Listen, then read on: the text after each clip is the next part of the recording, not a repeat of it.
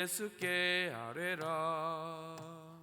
괴로움과 두려움 있을 때에 주 예수 앞에 달뢰어라. 내일 일을 염려하지 말고 주 예수께 아뢰라.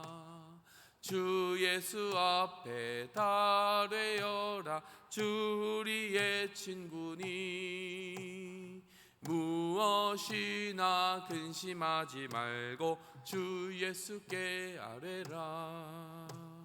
죽음 앞에 겁을 내는 자여 주 예수 앞에 달뢰어라. 하늘 일을 바라보는 자여 주 예수께 아뢰라.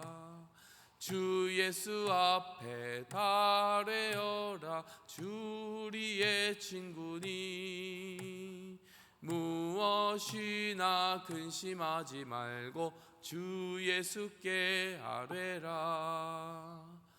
아멘. 오늘 우리에게 주시는 하나님의 말씀 보도록 하겠습니다. 다니엘서 6장 5절에서 14절까지 함께 보도록 하겠습니다. 다니엘서 6장 5절에서 14절 말씀 보도록 하겠습니다. 그들이 이르되 이 다니엘은 그 하나님의 율법에서 근거를 찾지 못하면 그를 고발할 수 없으리라 하고, 이에 총리들과 고관들이 모여 왕에게 나아가서 그에게 말하되, 다리오 왕이여 만수무강하옵소서. 나라의 모든 총리와 지사와 총독과 법관과 관원이 의논하고 왕에게 한 법률을 세우며 한 금령을 정하실 것을 구하나이다. 왕이여 그것은 곧 이제부터 30일 동안에 누구든지 왕 외에 어떤 신에게나 사람에게 무엇을 구하면 사자굴에 던져넣기로 한 것이니이다. 그런즉 왕이여 원하건대 금령을 세우시고 그 조서에 왕의 도장을 찍어 메대와 바사에 고치지 아니하는 규례를 따라 그것을 다시 고치지 못하게 하옵소서 하매, 이에 다리오 왕이 조서에 왕의 도장을 찍어 금령을 내니라. 다니엘이 이 조서에 왕의 도장이 찍힌 것을 알고도 자기 집에 돌아가서는 윗방에 올라가 예루살렘으로 향한 창문을 열고 전에 하던 대로 하루 3번씩 무릎을 꿇고 기도하며 그의 하나님께 감사하였더라. 그 무리들이 모여서 다니엘이 자기 하나님 앞에 기도하며 간구하는 것을 발견하고, 이에 그들이 나아가서 왕의 금령에 관하여 왕께 아뢰되, 왕이여 왕이 이미 금령에 왕의 도장을 찍어서 이제부터 30일 동안에는 누구든지 왕 외에 어떤 신에게나 사람에게 구하면 사자굴에 던져넣기로 하지 아니하였나이까? 하니 왕이 대답하여 이르되, 이 일이 확실하니 메대와 바사에 고치지 못하는 규례니라 하는지라. 그들이 왕 앞에서 말하여 이르되, 왕이여 사로잡혀 온 유다 자손 중에 다니엘이 왕과 왕의 도장이 찍힌 금령을 존중하지 아니하고 하루 3번씩 기도하나이다 하니, 왕이 이 말을 듣고 그로 말미암아 심히 근심하고 다니엘을 구원하려고 마음을 쓰고 그를 건져내려고 힘을 다하다가 해가 질 때에 이르렀더라. 아멘. 네, 오늘 이 본문 말씀은 드디어 다니엘을 둘러싼 그 흉계가 그 모습을 드러내는, 전모를 드러내는 그 장면을 우리는 보고 있습니다. 다니엘은 하나님 앞에 감사하며 기도하는 그 삶을 이어오고 있었고, 그리고 그것을 흠집으로 잡지 아니하면 다니엘을 넘어뜨릴 수 있는 방법이 없다라는 것을 대적들은 파악하게 되었습니다. 아무리 살펴보아도 이모로 보나 저모로 보나 충성된 사람은 하나님 앞에 그렇게 살아가는 것입니다. 이 질투하는 세력들은 다니엘을 가만두지 못해서 어떻게 해서든 그의 이름을 추락시키기 위한 이런 흉계를 꾸미게 된 것이죠. 그런데 하나님께서는 다니엘을 이 어려움 가운데서도 하나님의 뜻 안에서 살아가는 그 굳건함으로 말미암아 빛나게 하셨고, 하나님을 영광스럽게 하는 도구로 쓰셨다라는 것이 바로 이 오늘 본문 말씀의 내용입니다. 꾸준히 그 앞에 나아가 하나님을 붙들고 의지하는 다니엘의 인생 속에서 우리는 무엇을 배울 수 있는지 오늘 말씀을 통해서 정리하도록 하겠습니다. 첫 번째로요, 지금 내가 남기는 기도의 불씨가 누군가의 기도의 불쏘시개가 된다, 시작이 된다라는 것을 염두하고 살아가는 자에게 복이 있습니다. 바로 다니엘이 그렇게 인생을 살고 있기 때문이에요. 오늘 이 본문 말씀을 보면요, 솔로몬의 기도와 다니엘의 기도가 만나고 있다, 저는 이렇게 표현을 하고 싶습니다. 성도 여러분들이 갑자기 이게 무슨 소린가 싶으실 거예요. 지금 여기에 나타난 거는 다니엘이 기도하는 모습만 나타나 있는데 왜 갑자기 솔로몬의 이름이 나오는가? 다름이 아니라 이것입니다. 바로 오늘 이 본문 말씀에서 한 가지 질문을 가지고 시작을 해야 되거든요. 6장 10절을 다시 자세히 보시면은 다니엘이 이 조서의 왕의 도장이 찍힌 것을 알고도 자기 집에 돌아가서 윗방에 올라가 예루살렘으로 향한 창문을 열고 전에 하던 대로 하루 3번씩 무릎을 꿇고 기도했다. 자, 오늘 이 말씀에서 주목해 봐야 되는 것은 예루살렘으로 향한 창문을 활짝 열어놓고 기도했다는 거예요. 굳이 다른 사람들 다 보라고 이렇게 할 필요가 있었을까? 누군가는 질문을 하기 딱 좋습니다. 30일 동안 금령이 내렸어요. 그러면은 기도를 몰래 숨어서 할 수도 있는 겁니다. 옷장에 들어가서 할 수도 있는 거예요. 그리고 그 30일만 쉬어도 되는 거예요. 사실은 30일 동안 안 한다고 해서 다니엘이 기도 안 하는 것에 대해서 하나님이 이렇게 혼내신다고 생각하지 않습니다. 그러니까 오늘 이 6장 10절 말씀에 보면은 다니엘이 금령이 내린 것을 알고도 온갖 위험을 다 무릅쓰고 정말 활짝 열린 그 예루살렘을 향한 창문을 향해서 기도하는 이 모습이 우리의 질문을 만들어낼 수밖에 없는 것이죠.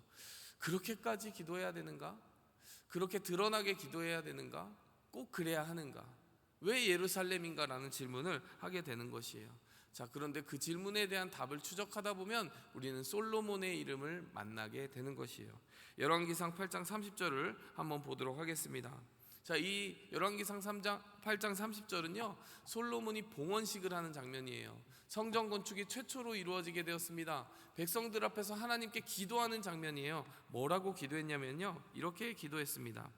주의 종과 주의 백성 이스라엘이 이곳을 향하여 기도할 때에 주는 그 간구함을 들으시되 주께서 계신 곳 하늘에서 들으시사 사하여 주옵소서.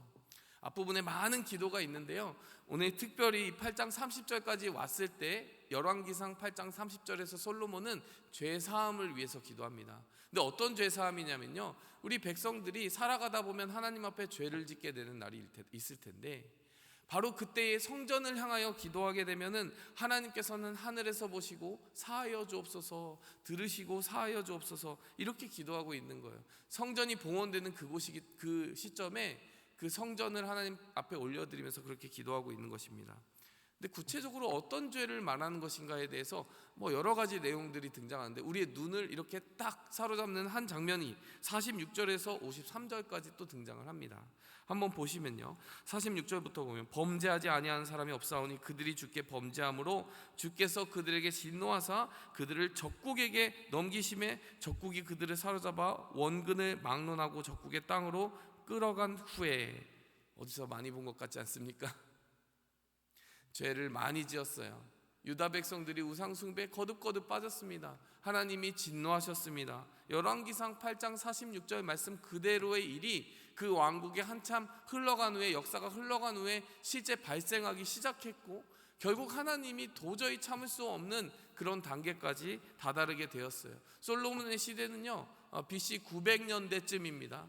그리고 이제 유다가 멸망하게 된 것, 하나님이 심판하시게 된 것은 BC 500년 정도니까 한 400년의 간격을 두고 하나님은 인내해 주신 거예요. 솔로몬의 말대로요, 범죄하는 이스라엘을 더 이상 참아볼 수 없었을 때 하나님은 그들을 적국에 넘기셨습니다. 그리고 솔로몬은요, 어떻게 알았는지 모르겠지만 이 성전 봉헌식을 하면서 그런 일이 발생할 수 있을 거라고 생각을 한 모양이에요. 그래서 그렇게 되었을 때에 라고 이렇게 기도하고 있는 거예요. 적국의 땅으로 끌어간 후에, 8장 46절입니다. 그 다음부터는 47절부터 이렇게 말합니다. 그들이 사로잡혀간 땅에서 스스로 깨닫고 그 사로잡은 자의 땅에서 돌이켜 주께 간구하기를 우리가 범죄하여 반역을 행하여 악을 지었다 하며 자기를 사로잡아간 적국의 땅에서 온 마음과 온 뜻으로 주께 돌아와서 주께서 그들의 조상들에게 주신 땅 곧 주께서 택하신 성읍과 내가 주의 이름을 위하여 건축한 성전 있는 쪽을 향하여 주께 기도하거든. 47절과 48절 말씀 역시 얼마나 정확하게 이 다니엘의 시대를 지금 예언하고 있습니까? 솔로몬이 이렇게 기도하고 있는 거예요. 그렇지만 그랬다 할지라도 그렇게 하나님이 나라를 무너뜨리고 사로잡아가는 그 정말 수치와 수모를 유다에게 허락하실지라도 그 사로잡혀간 포로들이 사로잡혀간 땅에서 우리가 죄를 지었습니다라고 깨닫고 기도하거든. 그리고 구체적으로 어떻게 기도한다고요? 48절에 보니까 주께서 택하신 성읍과 예루살렘이죠. 내가 주의 이름을 위하여 건축한 성전이 있는 쪽을 향하여 기도하거든. 그러면 용서해달라는 거예요. 49절 말씀 이어서 보니까 주는 계신 곳 하늘에서 그들의 기도와 간구를 들으시고 그들의 일을 돌아보시오며 주께서 범죄한 백성을 용서하시고 주께 범한 모든 허물을 사하시고 그들을 사로잡아 간 자 앞에서 그들로 불쌍히 여김을 받게 하사. 이것도 다니엘서의 1장 말씀을 떠올리게 합니다. 다니엘과 포로들이 잡혀갔을 때 환관장에게 무엇이라고 구했습니까? 채식만 할 수 있게 구하여 이렇게 우리가 정말 하나님의 허락하신 음식만 먹을 수 있게 해달라고 구했더니 기도한 게 아니죠. 환관장에게 부탁했더니 환관장에게 하나님이 은혜와 긍휼을 얻게 하신지라. 기억하시죠? 하나님께서 이 사로잡혀 간 자들이 회개하였을 때에 불쌍히 여김을 받게 하옵소서, 그들을 사하여 주옵소서. 누가 기도한 겁니까? 솔로몬이 먼저 기도한 거예요. 그래서 하나님께서 그들의 허물을 다 사해 주시고 불쌍히 여김 받게 해달라는 그 기도가 어떻게 이렇게 신기하게 다니엘의 인생 속에 나타나고 있습니까? 그리고 다니엘은 어떻게 이렇게 기도하고 있습니까? 다니엘은 하나님의 말씀 속에서 역사하는 그 하나님의 약속을 보았던 거예요. 솔로몬이 미리 뱉어놓은 그 모든 기도를 지금 역사하게 해주실 하나님을 말씀 속에서 붙잡았던 것입니다. 다니엘의 기도가요, BC 959년에 솔로몬이 성전 앞에서 드렸던 그 기도를 받아서 지금 다니엘이 주전 539년에 기도하고 있으니까요, 제가 계산해 봤습니다. 시간 차이가 420년이에요. 420년 전에 있던 하나님의 약속의 말씀을 붙잡고 지금 기도하고 있는 거예요. 이게 다니엘의 어떻게 보면은 참 신실한 점이 아닌가, 이런 생각을 우리는 하게 되는 것이죠. 그리고 더 나아가서요, 우리는 솔로몬의 기도도 생각해 보게 되는 것이에요. 솔로몬이 420년 전에 이런 일이 생길지도 모른다라고 생각하여서 어떻게 보면 성령의 강력한 감동과 확신으로 말미암아 미리 내다보아서 기도했던 그것이 다니엘의 기도에 이렇게 맞붙어진 거예요. 솔로몬이 미리 기도한 그 기도와 다니엘이 지금 기도하는 기도가 만났다 이 말입니다. 기도와 기도가 만났어요. 이것을 우리가 어떻게 우리의 삶 속에 적용해 볼 수 있겠습니까? 우리도 모르는 사이에 너무나도 많은 기도가 우리 삶 속에 쌓여 있을 때가 있어요. 우리 제일장로교회도 그런 기도들이 쌓여 있을 것을 믿습니다. 기도와 기도가 만나는 것이 하나님의 기쁨입니다. 누군가요, 기도를 꾸준히 해 나가는 거예요. 마치 올림픽의 성화 봉송처럼요, 이 불이 꺼지지 않게 계속 이제 릴레이 주자들이 옮기는 것이죠. 그래서 그 기도의 불씨가 조금이라도 남아있으면 그 기도의 소리를 기억하고 이어서 기도한 사람들이 다음 세대에 하나님의 역사의 문을 계속하여 열어가는 것이 하나님의 아름다운 방법이라는 것입니다. 기도가 기도를 마주치고 기도가 기도에 이어지는 것, 그것이 우리가 지켜야 될 믿음과 사명의 본질인 줄 믿습니다. 그래서 우리의 역할은 무엇입니까? 상황이 어떻든 상관없어요. 기도를 들려주는 세대로 남아야 하는 것입니다. 이 방송으로 예배를 드리시는 성도님들이나 이 성전에서 예배 드리는 성도님들, 잘 기억하시면 좋을 것 같아요. 상황이 어떻든 상관없습니다. 기도의 불씨를 조금이라도 남겨놓는다면 하나님은 그 기도의 응답을 무려 420년 후에 다니엘을 통하여서 다시 붙잡고 기도하여 또 응답을 누리게 하신 것처럼 오늘 우리가 이곳에서 어떠한 상황과 환경에 처하든 그 기도를 통하여 하나님은 또 다른 역사를 준비하실 수 있는 그 하나님이라는 거예요. 누군가를 위하여 그 기도의 불씨를 예비할 수 있는 자가 되어야 되지 않겠습니까? 어렵다고 하여 포기하는 것이 아니에요. 다른 것은 포기해도 기도는 포기하면 안 됩니다. 다니엘이 오늘 이렇게 기도하는 것은요, 다니엘의 후대에 새로운 역사를 준비하실 하나님의 길을 예비하고 있어요. 솔로몬은 다니엘이 걸어갈 길을 준비했어요. 다니엘의 기도를 준비했다면 다니엘이 오늘 이렇게 자기 몫을 다하여 기도하였기 때문에 느헤미야가 있고 에스라가 있고 포로귀환대가 있는 것입니다. 하나님께서는요, 각 시대의 종들에게 그 시대를 위한 기도의 분량을 예비하여 두셨다가 맡기시는 거예요. 우리는 그것을 잊어서는 안 됩니다. 그래서 우리가 흔히 이렇게 얘기하잖아요. 부모님의 기도를 들으며 자란 자녀는 망하지 않는다. 그게 부모님과 자녀 관계만 해당됩니까? 그것을 가족에게도 적용해야 되겠지만요, 교회도 마찬가지예요. 교회 안에 끊임없이 누군가는 많든 적든 두세 사람이 모인 곳에 내 이름으로 함께 할 것이다, 내 이름으로 모인 곳에 내가 그곳에 함께 할 것이다 라는 그 약속 안에서 기도해야 되는 것이죠. 오늘 이 420년의 기도가 그 시간을 뛰어넘어 만난 것을 보면서 우리도 오늘의 기도를 이 안에서 드리기 원합니다. 하나님이 그것을 언제 어떻게 응답하실지 모르지만 바로 그것이 시대를 지켜가는 종들의 사명이에요. 우리는 응답될 만하면 기도하는 게 아닙니다. 응답은 하나님이 하시는 겁니다.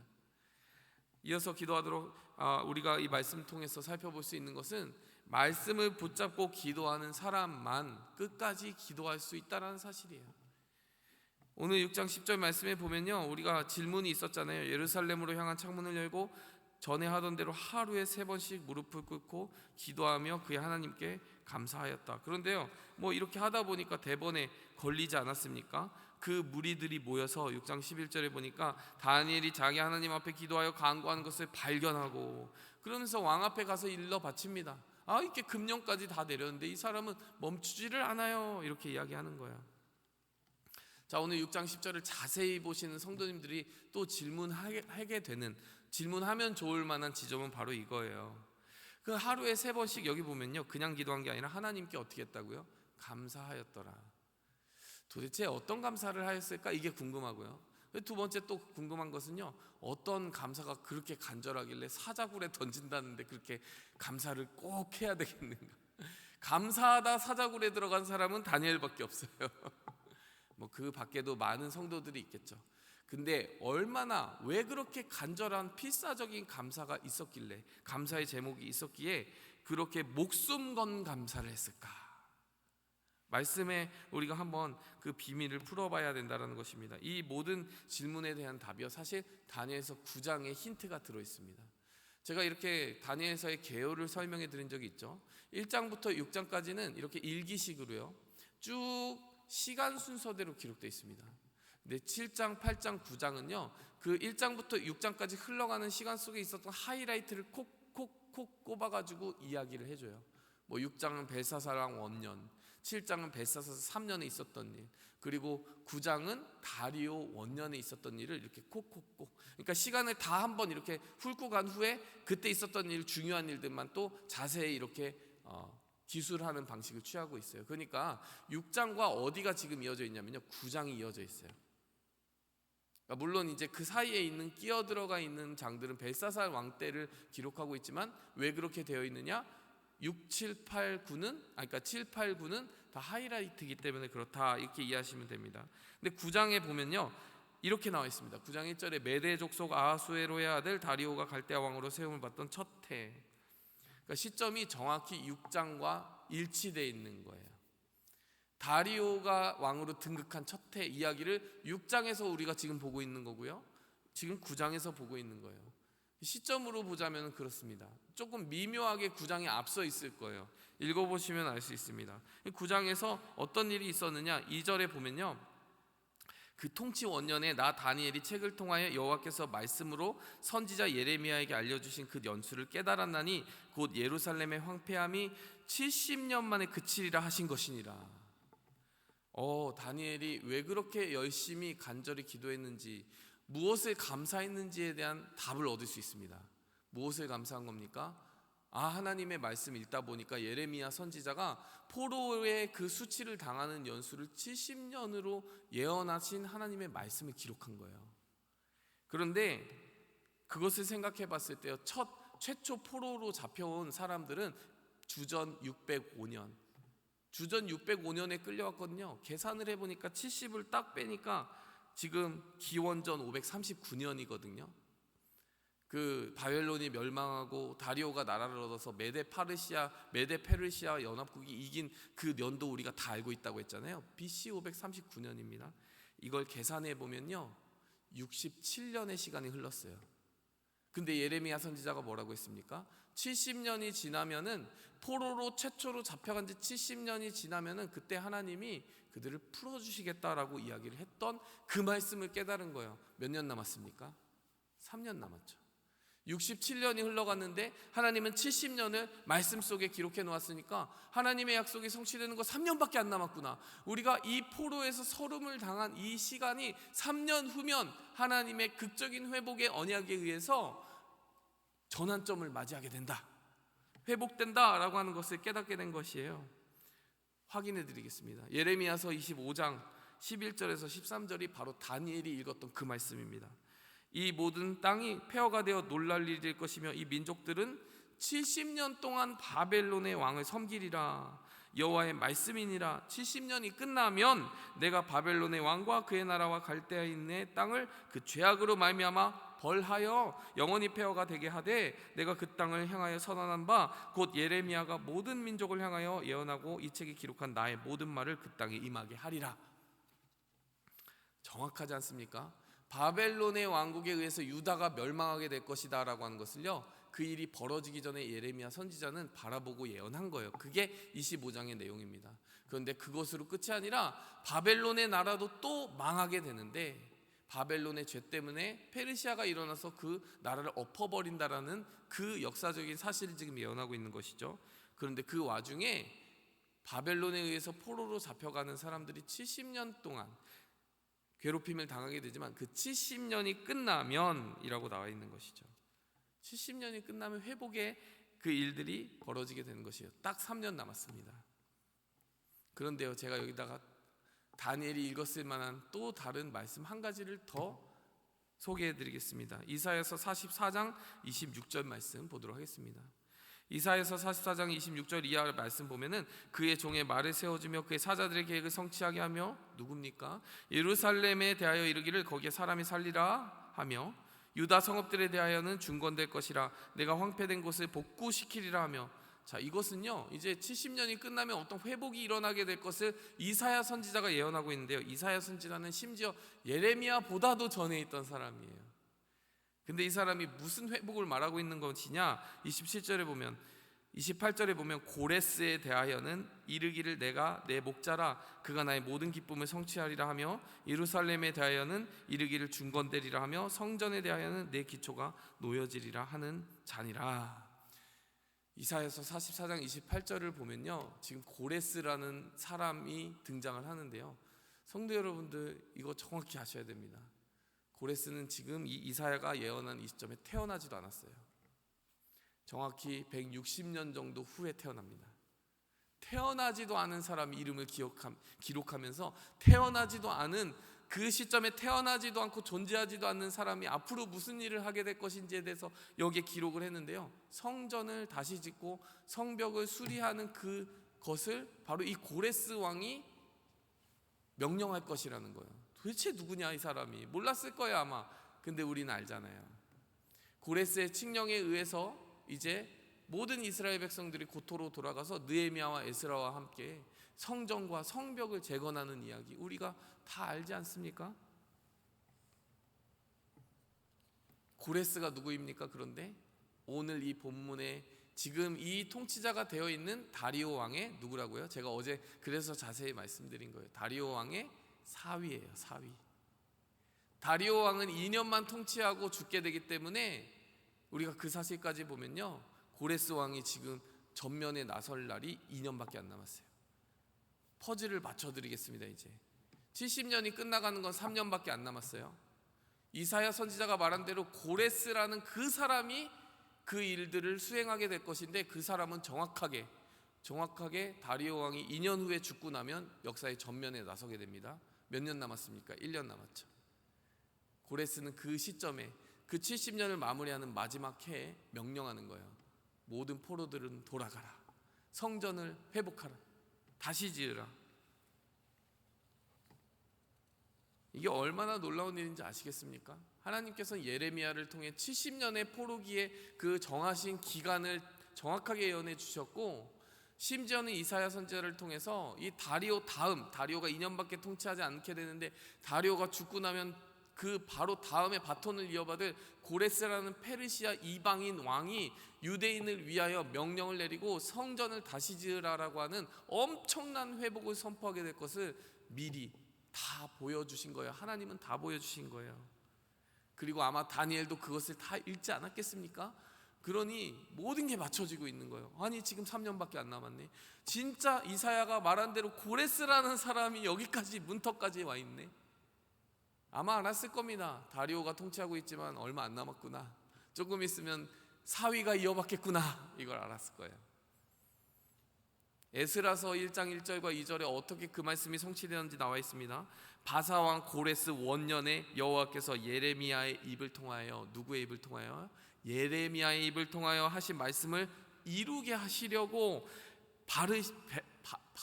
페르시아 왕 고레스의 마음을 감동시키심에 그가 온 나라에 공포도 하고 조서도 내려 이르되, 바사왕 고레스는 말하노니 하늘의 하나님 여호와께서 세상 모든 나라를 내게 주셨고 나에게 명령하사 유다 예루살렘의 성전을 건축하라 하셨나니. 얼마나 놀라운 일입니까? 이방인의 왕의 입술에서 하늘의 하나님 여호와를 찬송하며, 그리고 그들로 하여금, 이스라엘 백성으로 하여금 성전을 다시 건축하라는 명령을 하나님이 내게 주셨다라고 이야기하는 거예요. 왜 그렇게? 이 말을 어디서 들었을까요? 분명히 다니엘은 자기가 읽은 예레미야 선지자의 말과 그리고 이사야 선지자의 말을 고레스 왕에게 보여주지 않았겠습니까? 이 일이 실제 일어났습니까? 일어났습니다. 그래서 키루스 실린더라고 하는 고고학적인 유물이 나왔는데, 모든 포로를 돌려보내는 장면, 그리고 그 땅에서 자신의 신들을 섬기라고 하는 명령하는 장면이 그대로 고고학적 유물로 출토되었다는 사실이에요. 이게 얼마나 엄청난 일입니까? 그래서요, 이 예언이 지금 한두 개 성취된 게 아닙니다. 주전 605년에 포로로 잡혀왔던 그들은 이제 주전 536년, 정확히 70년 되는 그 해에 고레스의 명령에 의해서 고토로 돌아가게 되었고 성전을 짓게 되었어요. 여기서 이제 답이 풀리는 것이죠. 우리가 이 말씀을 보면서 어떠한 교훈을 마음에 새겨야 됩니까? 다니엘이 왜 이렇게 기도했는지에 대한 답을 얻어야 되는 거예요. 다니엘은 그냥 단순히 감사한 게 아닙니다. 소름 끼치도록 감사한 거예요. 하나님, 3년밖에 안 남았군요. 우리는 여기에 포로로 잡혀서 의미 없는 시간을 보낸다고 생각했는데, 하나님은 역사의 시간을 단 한 번도 정지시킨 적이 없고 하나님의 자녀를 향한 계획을 지금까지도 빈틈없이 수행하고 계셨군요. 하나님의 계획에는 단 1분의 오차도 없었군요. 고레스가 이 앞에 있군요. 이제 다가오고 있군요. 그 포로 귀환의 시대가 열리고 있군요. 그러니까 감사하지 않을 수 있습니까? 사자굴에 던진다고 하는데 지금 이 중차대한 시기에 내가 기도하지 않으면 누가 기도해? 내가 기도해야만 하나님이 약속하신 예레미야 선지자와 이사야 선지자를 통해 예언한 그 시대의 증인이 될 수 있고, 그리고 그 시대를 열어가는 사명을 내가 어떻게 감당할지 모르는데 내가 이 자리에서 기도하는 것을 어떻게 멈출 수 있어? 누군가는 이렇게 누군가는 이 본문을 보고요, 이 부분을 모른 채 그냥 다니엘이 평소에 기도하던 대로 기도하다가 사자굴에 들어간 줄 알아요. 근데 물론 이 기도 제목이 아니어도 그렇게 할 만한 인물이 다니엘이긴 하지만, 정말 자세히 보면 정말 이 다니엘은 지금 이 6장 장면에서 이 9장과 함께 보면요, 이 포로 귀환 시대에 대한 예언이 이루어지는 것을 보며 기도했던 거예요. 사자굴에 들어갈 정도로 중요한 기도 제목이 있었던 거예요. 그럴 만큼 감사한 제목이 있었던 거예요. 그래서 그는 하던 대로 하나님께 감사하였더라. 하나님, 이 포로기가 끝나가게 하심을 감사합니다. 하나님, 정확하게 말씀 이루어 주시니 감사합니다. 그래서 제가 무엇이라고 했습니까? 말씀 붙잡고 기도한 사람이 끝까지 기도한다는 거예요. 자기 힘으로 기도하는 사람 끝까지 기도 못합니다. 우리의 경건으로 기도를 이어갈 수 없습니다.